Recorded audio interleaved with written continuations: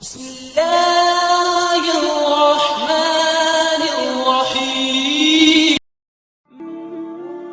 حضور اکرم صلی اللہ علیہ وآلہ وسلم نے ارشاد فرمایا کہ جب ایک بندہ مسلمان ہو جائے اور اس کا اسلام عمدہ ہو، یقین و خلوص کے ساتھ ہو، تو اللہ اس کے گناہ کو جو اس نے اس اسلام لانے سے پہلے کیا معاف فرما دیتا ہے، اور اب اس کے بعد کے لیے بدلہ شروع ہو جاتا ہے، یعنی ایک نیکی کے عوض 10 گناہ سے لے کر 700 گناہ تک ثواب، اور ایک برائی کا اسی برائی کے مطابق بدلہ دیا جاتا ہے، مگر یہ کہ اللہ تعالیٰ اس برائی سے بھی درگزر کرے اور اسے بھی معاف فرما دے، یہ بھی اس کے لیے آسان ہے۔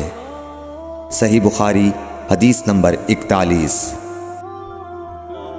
For more videos, subscribe my channel and also hit the bell icon, please.